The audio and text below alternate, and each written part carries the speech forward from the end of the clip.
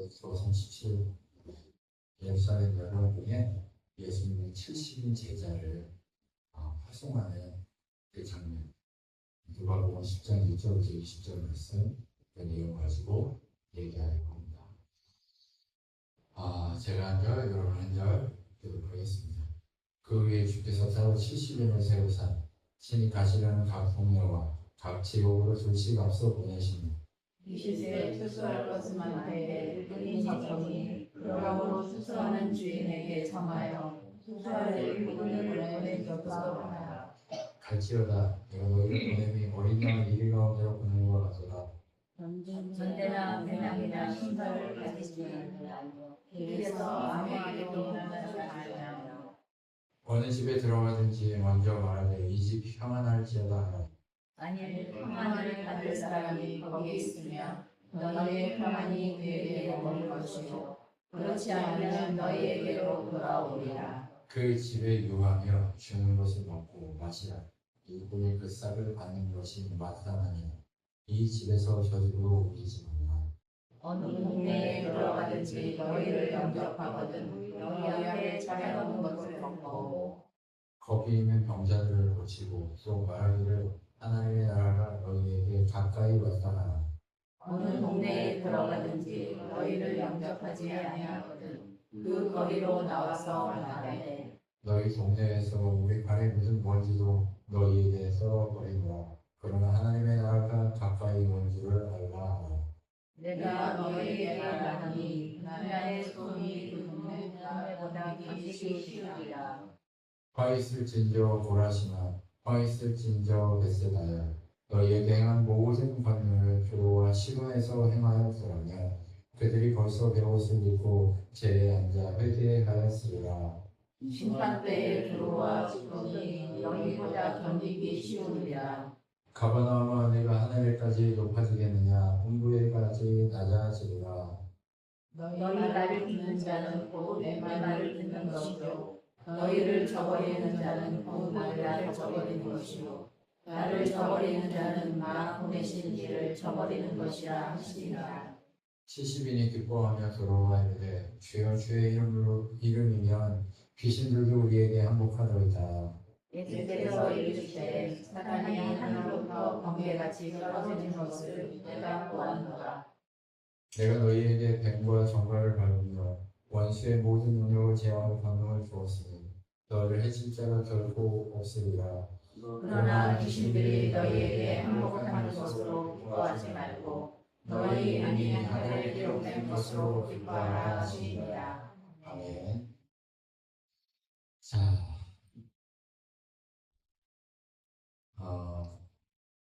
예수님이 갈릴리 사역을 이제 마무리하고 쭉 내려오시면서 사마리아를 지나서 이렇게 요단 이쪽으로 배단위를 통해서 여리고로 지나가는 그 과정을 가고 있습니다.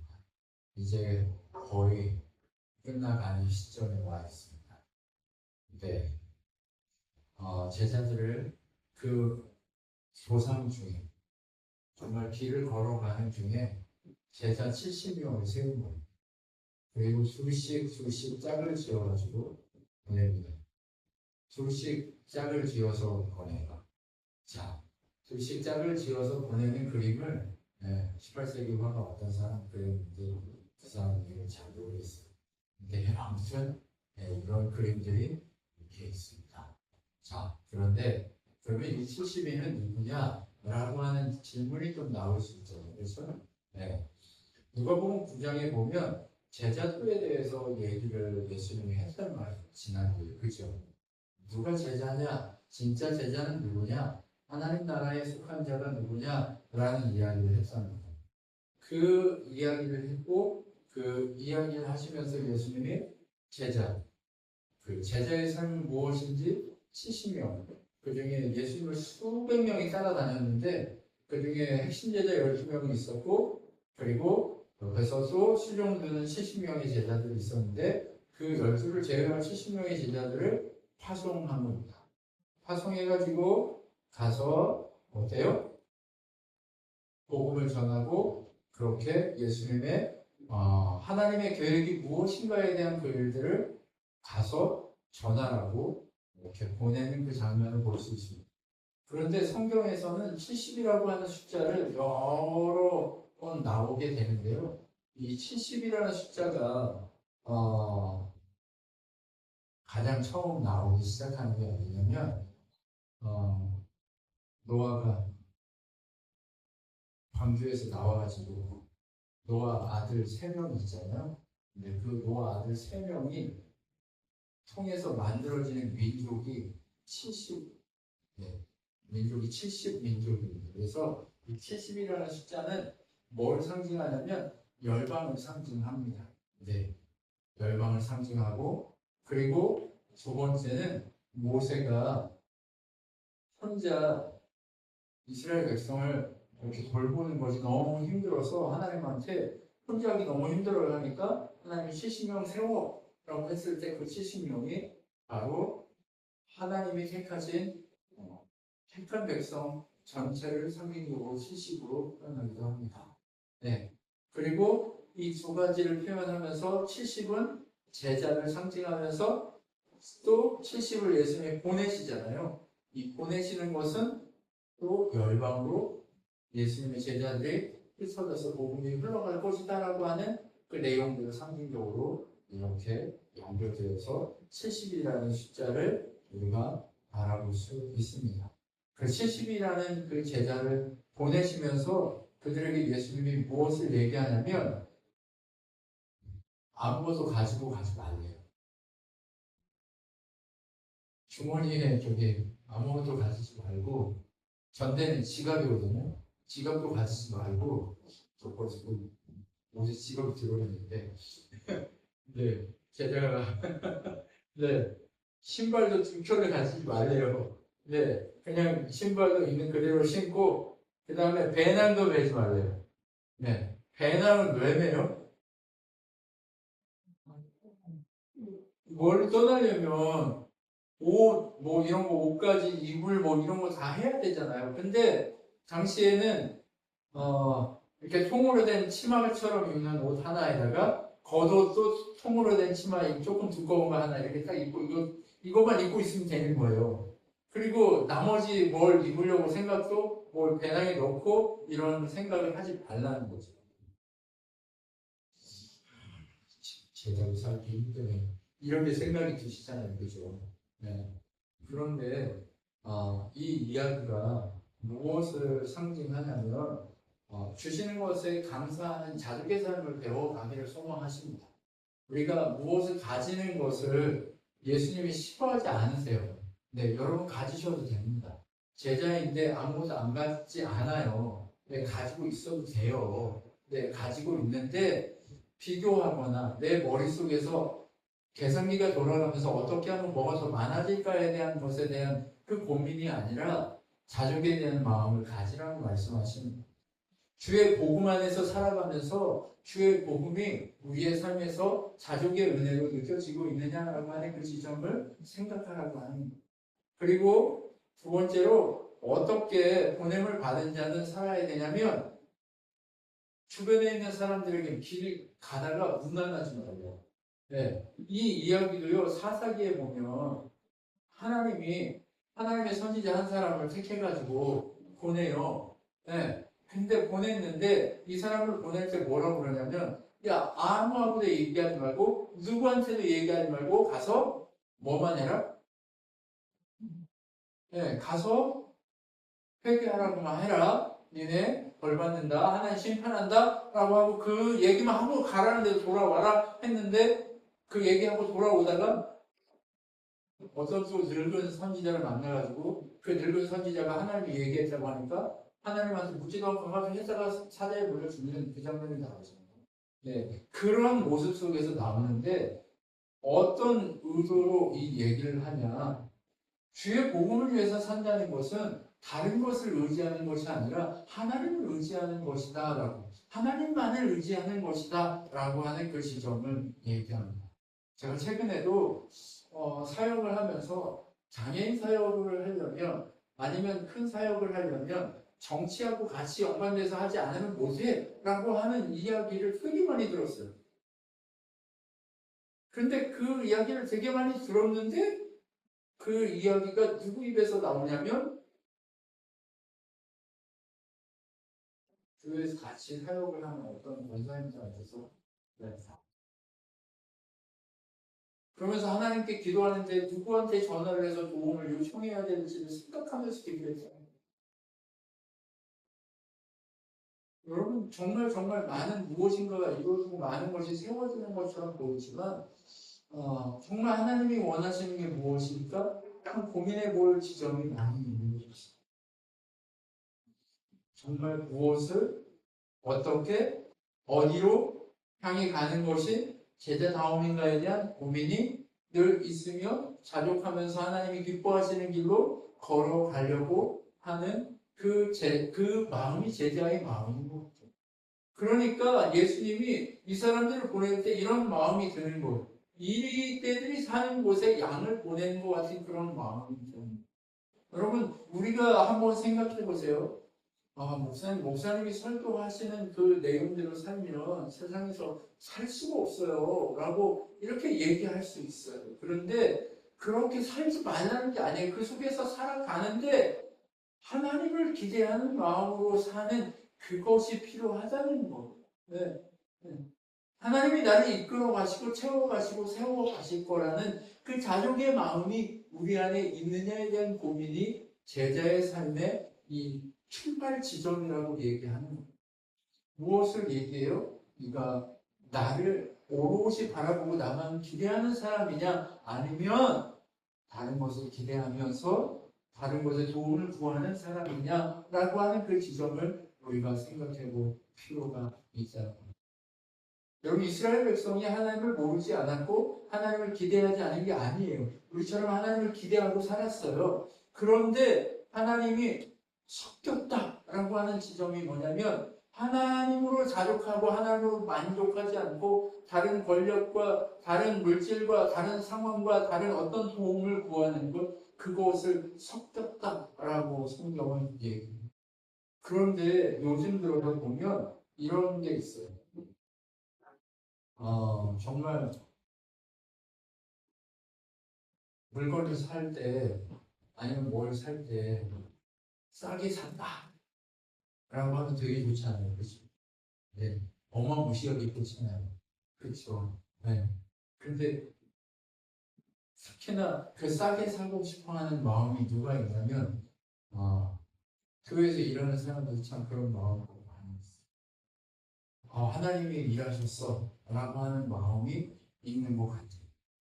그런데 싸게 사는 게 중요할까? 아니면 내가 그 사람이 크리스찬인 걸 알고 있는데 내가 맨날 가서 이렇게 깎아가지고 맨날 이렇게 하려고 하는 이것이 좋은 건가? 이거에 대한 고민하고 똑같은 것 같아요. 네. 여러분, 정말 정말 콩나물 500원인데 400원에 살려고 몸부림치는 우리들의 모습이 아니라 제가 그랬던 사람인 것 같아요. 어디 가면 좀 깎아주세요. 제가 이렇게 늘 그랬는데 저희 가족들 그만 좀 하라고 저한테. 근데 제가 오늘 이 설교를 준비하면서 내가 제자답지 못했네. 이런 생각을 좀 했습니다. 왜요? 좀 더 넉넉하게 그냥 내가 져줄 수 있는 사람이었으면 좋겠다라는 마음. 좀 더 내가 정말 그래 당신이 나한테서 500원을 더 받고 싶군요. 그럼 넉넉한 마음으로 그 사람한테 500원을 준다는 마음으로 사는 게 중요합니다.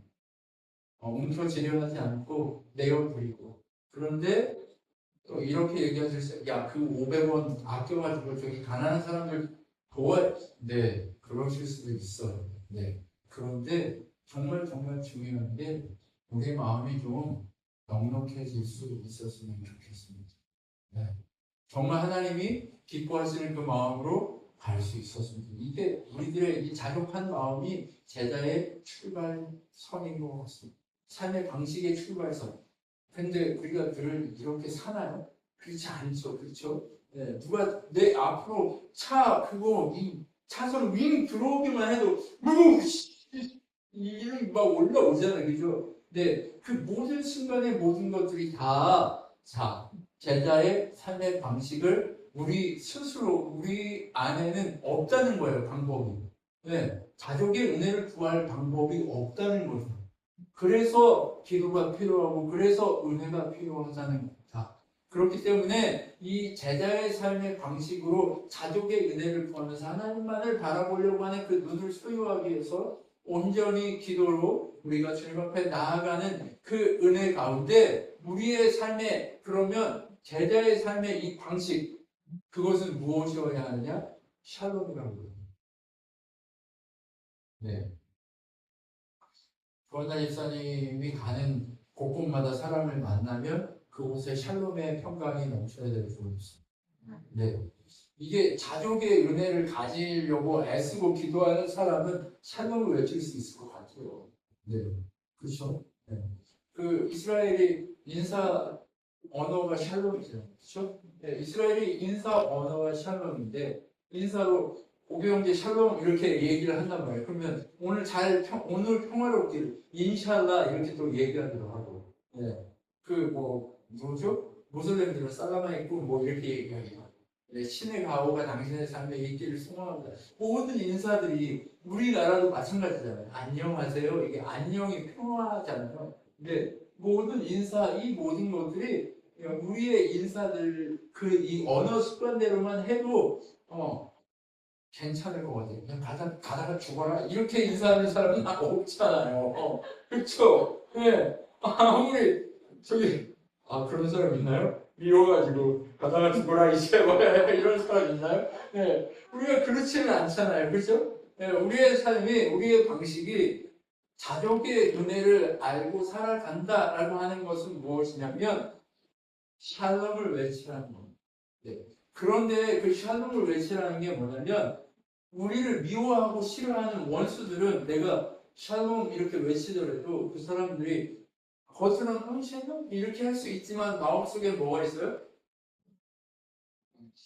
죽어라 뭐 이런 게 있을 수 있잖아요. 네. 그런 마음을 가진 사람들의 마음에는 그런 마음이 있으면 그 샬롬이 내가 외친 샬롬이 나에게 돌아올 것이다 라고 얘기하시는 거예요. 네. 제자의 삶은 이 제자도를 누리면서 길을 안 돌아보면서 온전히 하나님만 본다는 제자의 삶, 이 삶의 방식은 샬롬이라고 얘기하는 거죠. 여러분 그런데요, 늘 같이 있다 보면 평화를 외치는 사람이 있는가 하면 늘 불평하는 사람들이 있어요. 그래서 제가 한번 돌아봤습니다. 나는 이 샬롬을 외치는 사람인가 아니면 불평하고 비판하고 평가하는 사람인가 생각해 보니까 숫자더라고요. 나는 노력해야 되는구나. 은혜가 필요하구나. 네. 나는 은혜가 참 필요한 사람이구나. 누구보다 은혜가 필요하기 때문에 목사가 되게 하셨구나. 목사 아니었으면 정말 이런 삶이 아니었을 것 같아요. 네. 은혜의 삶을 누리지 못했을 것 같아요. 가장 못하기 때문에 못하는 자여서 이 길을 가라고 하시는 거죠. 여러분, 제자가 제자답게 산다는 게 바로 자족의 은혜를 구하고 불평하지 않고 원망하지 않고 정말 평화를 외치면서 살아갈 수 있는 그 사람, 그것이 바로 뭐라고요? 제자의 삶의 방식인 것을 보게 됩니다. 근데 제자의 삶의 방식으로 그렇게 온전히 내가 외치고 나면 상대방의 반응에 대해서 성경은 예수님을 이렇게 얘기합니다. 네가 전하는 복음이 그 사람에게 전달되면 그가 너와 함께 거할 수 있는 사람이다. 이게 무슨 얘기냐면 그 집에 들어가서 무의도식하라는 얘기가 아니에요. 그 사람과 너가 함께 생명을 나눌 수 있는 공동체, 바로 진짜 샬롬을 누리는 공동체가 너를 통해 그 동네가 이루어지게 될 것이라는 거예요. 너의 가정이 너 때문에 샬롬이 외쳐지는 가정으로 이루어지게 될 것이라는 거죠. 여러분 근데 더 샬롬을 외치고 은혜를 외치려고 하면 잘 되나요? 안 되나요? 그 마음을 먹는 순간 꼬꾸라지잖아요. 오늘 좀 은혜 받았으니까 은혜대로 살아야지 하고 결심하고 가는 순간 바로 누가 엎드려요? 우는 사자처럼 좀 어떤 애가 와가지고 엎드리잖아요. 그죠? 그것을 보면서 은혜가 필요한다. 그럼에도 내가 그 은혜 속에서 넘어졌지만 다시 일어나서 부끄럽지만 샬롬을 외칠 수 있는 그 사람으로 내가 다시 만들어지고 일어나려고 하는 그 공동체를 이루려고 하는 연합하려고 하는 그 사람으로서의 삶을 추구하는 것. 그것이 공동체를 이루는 것이거든요. 그런데 어느 동네에 가서 영접하지 않고 함께하지 않고 복음을 받아들이지 않으면 그곳은 공동체가 아니라는 거예요. 공동체를 이룰 수 없기에 어때요? 나와 함께 갈 수 없기에 어때요? 털고 다른 곳으로 가서 주의 공동체를 또 세워가는 삶을 살라고 명령하신 겁니다. 여러분 계속해서 성공할 수는 없어요. 그런데 불편하고 어려운 과정 속에서 내가 그 과정에서 그 사람들과 공동체를 이루지 못할 경우가 있어요. 실패할 경우가 있어요. 그러면 어떻게 해요? 털고 다음을 위해서 또 가라는 거예요. 포기하지 말고 가면 되는 거예요. 정말 하나님의 은혜가 있는 제자들은 온전히 포기하지 않고 가면 됩니다. 여러분 소돔과 고모라에 살았던 아브라함의 조카 롯은요 정말 하나님을 알았던 사람이에요. 근데 하나님을 알았던 사람인데 그 성에 들어가서 샬롬을 외치며 살다가 그 사람들하고 똑같아져 버렸어요. 그래서 똑같아지다 보니까 그 소돔과 함께 망하는 사건이 벌어지게 되는 거예요. 그런데 포기하지 않고 끝까지 섞이지 않고 가기 위해서 하나님이 아브라함도 섞일 것이 뻔하기 때문에 어디에 있으라는 거예요? 하나님을 바라볼 수 있는 그 들판에 있으라고 얘기합니다. 여러분 공동체를 세워갈 수 있는 그곳으로 움직여 가라고 말씀하십니다. 여러분 그렇기 때문에 포기하지 않고 끝까지 갈 수 있는 그 삶을 누려가는 것이 제자입니다. 네, 샬롬이 그래서 중요합니다. 여러분 옆에 계신 분을 한번 보십시오. 피곤하고 힘들고 어렵지만 한번 보십시오. 그리고 외쳐주십시오. 샬롬.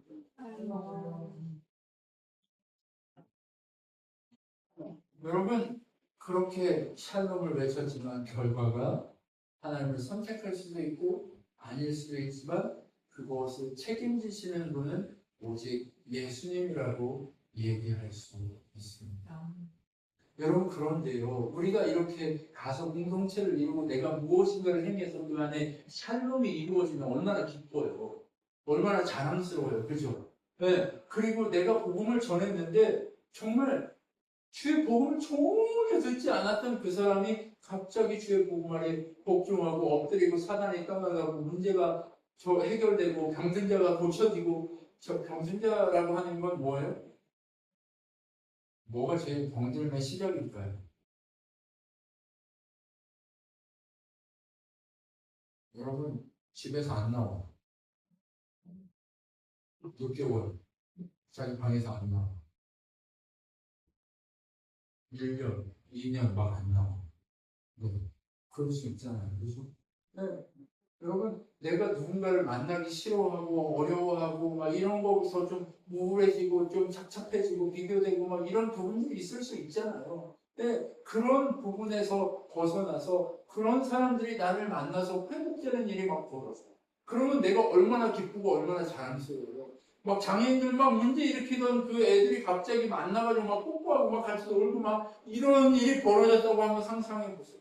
그거 얼마나 내가 잘났나? 막 이러면 자랑스러워요. 그죠? 근데 제자들이 그것 때문에 자랑스러워 하니까 예수님이 뭐라고 얘기하냐면, 그래, 그것도 자랑스러워. 그런데 진짜 자랑스러워야 될 건 뭐냐면, 이 신분이에요. 네 이름이 하늘에 있는 하나님의 그 명부에, 그 하나님 백성의 명부가 있거든요. 네. 하나님 백성 명부가 있어요. 생명책이라고 불리는 명부가 있는데 그 명부에 네 이름이 기록되어 있는 거에 기뻐해 라고 하는 거죠. 내가 샬롬을 외칠 수 있는 사람이 됐고 내가 샬롬을 외쳐서 함께 공동체를 이루어갈 수 있는 은혜를 누릴 수 있는 사람이 됐어요. 그 사람됨, 바로 나의 신분이 하나님의 자녀라고 이름 적혀 있는 저기 입양하면 어때요? 호적에다가 이름을 딱 쓰잖아요. 그래서 하나님이 우리를 입양한 거나 마찬가지예요. 그래서 입양했다라고 하는 그 증서가 너에게 주어졌다는 것에 감격했으면 좋겠어 라고 얘기하는 거예요. 그러면 제자가 제일 기뻐해야 될 건 뭐예요? 우리가 샬롬을 외치고 뭔가 이루어지고 많은 것을 얻고 내가 다른 사람보다 훌륭하고 무엇인가를 많이 이루어서 자랑스러워할 수 있는 조건이 많은 것 때문에 내가 자랑스러운 제자다움이 있는 것이 아니라 뭐 때문에 제자다움이 있어요? 네. 내가 샬롬을 외칠 수 있는 하나님 자녀라는 친구. 그 공동체를 함께 누릴 수 있게 할 수 있는 권세를 가졌다는 그 신분. 근데 그것이 자랑스러워야 한다는 바로 하나님 때문에 하나님의 나라를 경험하고 하나님 때문에 하나님 나라가 어떠한 것인지 알고 그것을 향해 걸어갈 수 있고 그것을 향해 몸부림칠 수 있는 그 신분을 가진 그것에 감격하라고 얘기하십니다. 여러분 그 신분을 가진 자 그들에게는요 온전히 하나님이 기뻐할 능력과 힘을 이미 허락하셨다고 말씀하십니다. 모든 것을 가지고 있다고 말씀하십니다. 여러분은 갖지 못한 자들이 아니라 주의 이름으로 하나님의 나라를 소개할 수 있는 샬롬의 권능을 가지고 있는 분이라는 사실, 그것에 감격하고 만족할 수 있었으면 좋겠다고 예수님이 얘기하는. 여러분, 예수님이 오늘 제자답게 산다는 거, 그것이 무엇인지 보여주려고 제자들을 또 보내잖아요. 그렇죠? 네. 그 삶의 자리로 보내는데, 삶의 자리에 보냈을 때 정말 샬롬의 평강이 넘치게 만들 수 있는 그 은혜가 우리 안에 있으면 내가 진짜 하나님 나라에 이름이 기록된 자인 것을 확인할 수 있다는 역발상도 우리가 확인할 수 있잖아요. 그렇죠? 네. 그래서 하나님이 기뻐하시는 우리의 이 제자의 삶, 이 사고 방식이 온전히 주님의 은혜 가운데 누구에게 이 이야기를 하느냐? 바로 제자라고 하는 이 제자가 어떤 의미냐면 보냄을 받은 자라는 거거든요. 보냄을 받은 자라고 하는 것은 어떤 것을 의미하냐면 예비하는 자입니다. 무엇을 예비해요? 주의 길을 예비하는 자라고 말합니다. 여러분, 우리 공동체에 한번 생각해 보세요. 조한나 집사님이 원래 예수를 안 믿는 분이었어요. 근데 저랑 같이 만나가지고 예수를 믿었다. 근데 조한나 집사님이 나랑 만나서 공동체를 이루어서 나랑 같이 재밌게 노는 게 아니라 조한나 집사님과 나가 이룬 공동체 안에 누가 오시는 거예요? 예수님이 오시는 거잖아요.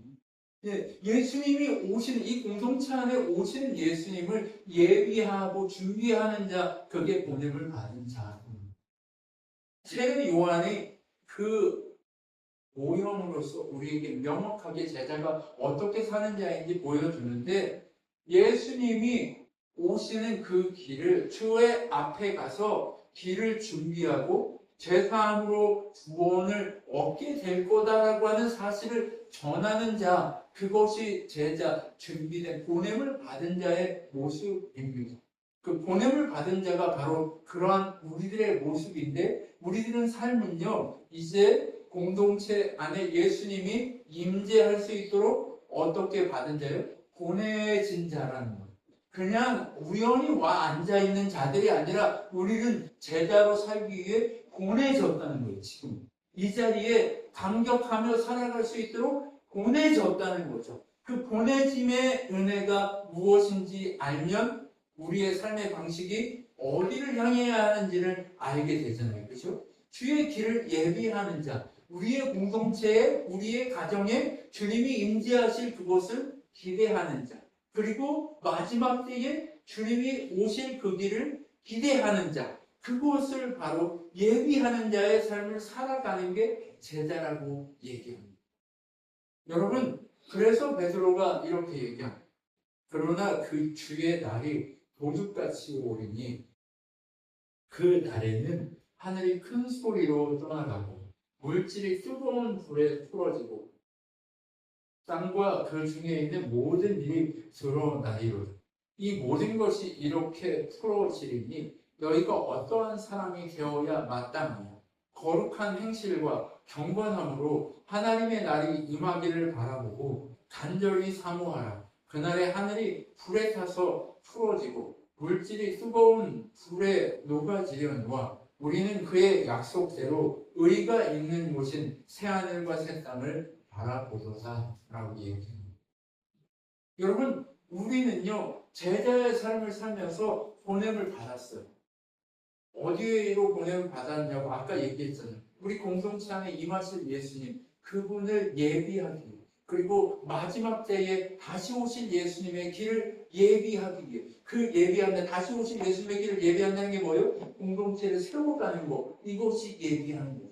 그렇게 예비하는 그 날이 차고 차서 예수님이 오실 마지막 날이 되면 세상 모든 이 옛 하늘, 우리가 살고 있는 이 하늘과 이 땅과 바다와 모든 것들이 다 사라지고 새 하늘과 새 땅이 임하게 될 것이다 라고 하는 이야기를 하고 계십니다. 그러니까 차원의 변형이 있지 않을까 싶습니다. 네, 우리가 인식할 수 없는 지금 그 하나님 예수님이 승천하시면서 하늘로 올라가셨다라고 하는 그것을 저는 쉽게 그냥 차원 이동했다라고 얘기하고 싶거든요. 네. 그런데 우리가 마지막 때가 되면 우리가 살고 있는 이 차원이 무너지고 하나님이 새롭게 세울 그 차원으로 우리가 이동해서 하나님이 원하시는 삶을 하나님과 함께 누리며 살게 될 것이다라고 하는 그것을 바라보고 기대하면서 예비하고 있으라는 거예요. 근데 새하늘과 새 땅을 예비하는 방식, 유일한 그것이 무엇이냐? 샬롬이라는 거예요. 여러분, 우리가 바로 그러한 이 샬롬의 도구들이에요. 그러니까 제자는요, 다른 것을 만드는 게 아니라 샬롬을 만드는 자. 그러니까 세상과 짝하기 위한 샬롬이 아니라 예수님이 함께하는, 임재하는 공동체를 위한 샬롬. 그러면 엄마가 아들한테 퍼주는 거야. 짜증내고 있는 거. 아들이 엄마한테, 아빠한테 짜증내고 이런 게 아니라 우리 일상적인 삶에서 문제가 발생할 수 있어요. 그런데 그 모든 문제를 해결해가고 만들어가고 그 안에, 그 공동체 안에 무엇이 이루어지기를 하나님이 바라시냐? 샬롬이 이루어지기를 바라십니다. 그렇기 때문에 우리는 다시 오실 예수님을 기다리며 우리가 제자로서 삶을 산다는 거, 이 70인 제자를 보내시면서 우리에게 제자로 살고 있는, 이 시대의 제자로 살고 있는 우리에게 말씀하신 그것은 유일하게 다른 건 아니라 샬롬이라는 것을 놓치지 않고 주님 안에서 여러분의 그 샬롬의 평화가 온전히 유지될 수 있기를 기도하겠습니다. 하나님 아버지 감사합니다. 우리가 늘 깨어서 하나님을 찬양하고 하나님을 높이는 것이 우리들의 삶의 방식이고 삶의 이유여야 하는데 늘 내가 앞서서 하나님은 없고 나만 있는 것이 우리들의 삶이었습니다. 여러분, 그런데 주님, 우리 안에 주시는 하나님의 마음이 오늘 전해주시는 그 마음은 다른 것이 아니라 그 깨어지는 그 고통의 문제가 아니라 샬롬을 위한 몸부림이 필요하다는 것을 다시 한번 배우게 하시니 감사합니다. 하나님, 온전히 하나님 앞에 우리가 순수하게 그 샬롬을 추구하게 하시고 하나님의 일하심과 나의 신분 가운데 온전히 역사하실 하나님을 고대하며 샬롬이 나를 통해 우리 각 사람을 통해 우리 공동체를 통해 우리 가정을 통해 성취되고 정말 완성되어질 것을 기대하며 가오니 우리 신앙교회 각 가정마다 각 사람마다 하나님의 은혜와 영광이 넘칠 수 있기를 주님 은혜 가운데 서기를 소망합니다. 하나님, 오늘 함께 예배하고 섬겨야 하는데 정말 여러 가지 상황과 환경으로 인해 함께하지 못하는 우리 모든 가족들 하나님 축복하시고 은혜 가운데 넘치는 삶을 살아갈 수 있도록 인도하여 주시옵소서. 지금은 우리 주 예수 그리스도의 은혜와 하나님의 사랑과 성령 하나님의 위로 교통 충만케 하신 가운데 늘 새롭게 하신 하나님을 찬양하며 숨쉬며 달려가기로 결정한 우리 신앙교회 성도들 머리 위에 영원토록 함께 있을지어다. 아멘.